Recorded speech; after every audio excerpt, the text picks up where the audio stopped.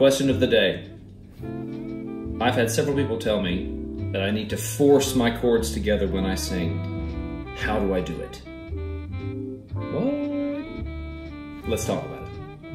Hello everybody, welcome to Living Opera. I'm Norman Reinhardt. It's great to see you today. Thanks for being here. So let's get right down to it. We received a question from someone, and they have evidently received the advice from several people that they need to force their chords together when they sing, and the question is, how do I do it? My immediate answer to that is don't. Never force, don't force your chords to do anything. So what we're going to talk about today is onset, and hopefully a nice, clean, healthy onset. So number one, when it comes to onset, and talking about getting the chords together, forcing the chords together. I will put a slight disclaimer at the beginning of this. What I'm going to say now is singing is obviously, it's much more complicated than this, but there is this element to it at a very kind of fundamental basic level, and that is this. When you talk about an onset or getting your chords together, do you do a lot of preparation when you talk? Do you go through some big setup? Do you go through some huge, thought process when you just say some words? I'm guessing that you don't. That's because you breathe and you talk, right? Okay, your chords are together. You don't have to force them together. You don't have to shove them together. You don't have to lay them together. They just come together, right? So now, the reason I put the disclaimer in the front is that some people will say singing is just like talking. And I understand their point, and it's very valid, but there is a lot more than just talking, and sometimes when we just put it in those terms, people get in trouble because there are other elements that come into play later on. But that's the number one thing I would say about this when you're talking about the chords coming together. Don't make it more complicated than it has to be. Don't make it more complicated than it is.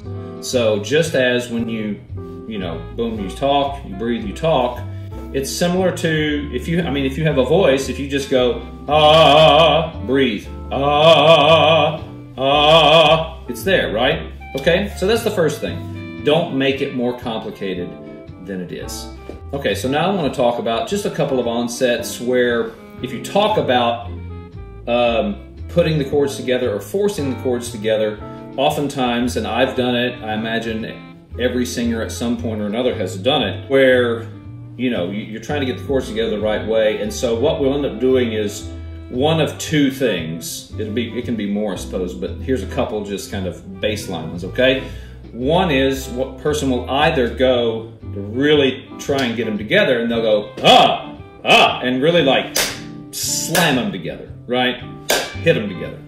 Well, we don't want that, because that, when you're slamming them together like that, it can cause some swelling, tiredness, fatigue, and the breathing process becomes very kind of forced. So that is one thing. Sometimes people will slam them together. Again, I've done that.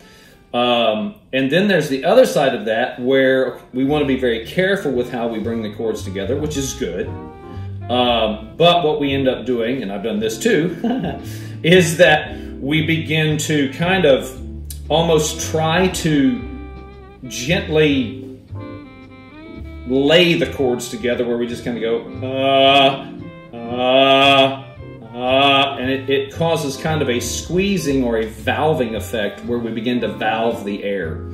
And there's not really release of the sound or release of the energy or release of the air, or however you want to phrase that makes the most sense to you. Those are just a couple of things that will have a tendency to go one or the other when we try to do things, okay? And so now let's talk about creating that kind of ease and clarity in onset. So now that we've talked about a few ways, few negative ways perhaps, about getting the chords together, I want to talk about some ways that we can hopefully create a nice, clean, clear, healthy onset, okay? And I'm going to give you 3 exercises. The first thing we want to do is we want to start with kind of a lip trill. So you set up however you have, however you structure your breath. We're not talking about breath today. The point is that we breathe, sound, breathe, sing, breathe, sing. We don't want to make things more complicated than they already are. Singing it's going to get real complicated. So if there are things that we can at least try to simplify, then it's a good thing. All of these have this element of breathe, sound, breathe, sing. So we find that kind of continuous motion, continuous movement. So in this case, we're going to do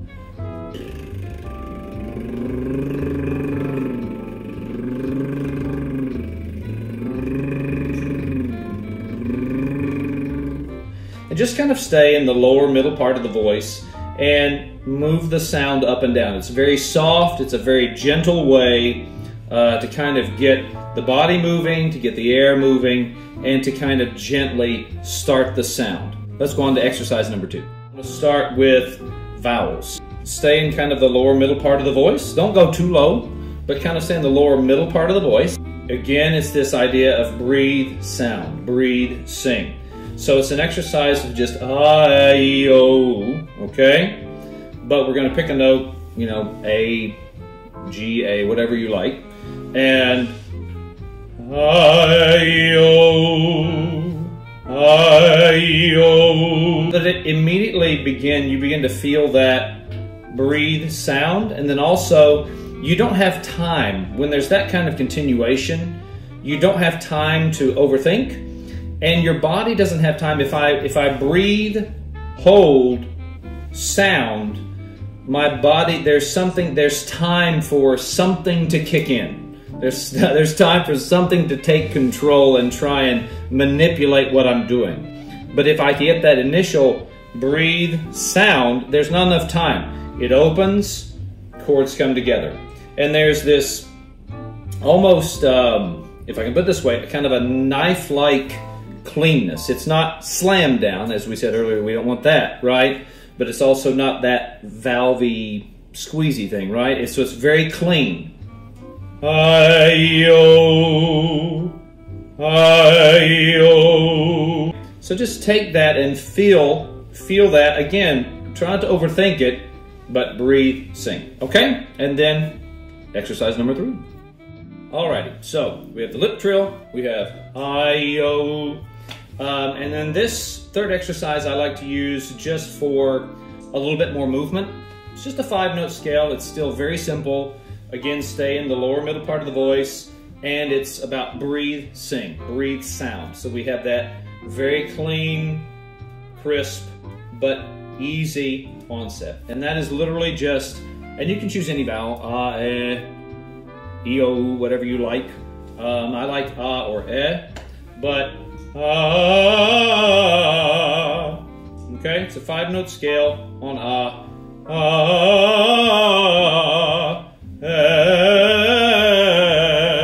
Sometimes I even like to put like a little, maybe like a y in front of it. Ya, ya, ya, ya, ya, ya, ya, ya. Okay?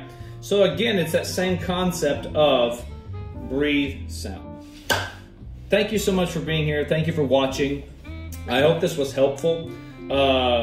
Please comment below. Let me know if you have any questions, any comments, any ideas. If something doesn't make sense, or if maybe I need to elaborate further, be happy to do so. Anything I can do to help. Thank you for being part of the Living Opera community. If you have not subscribed to the YouTube channel yet, please hit that subscribe button. Go check us out on www.livingopera.org. There's a ton of stuff over there, and there's going to now be more and more material because there's just been a lot going on in the last several months. So we're really excited, and we're going to be sharing with you what has been going on and what is coming for Living Opera in the next weeks and months. So thank you so much. Again, I hope this helps. Any questions, just let us know. And have a great day. Take care of yourselves, and happy singing. See you next time.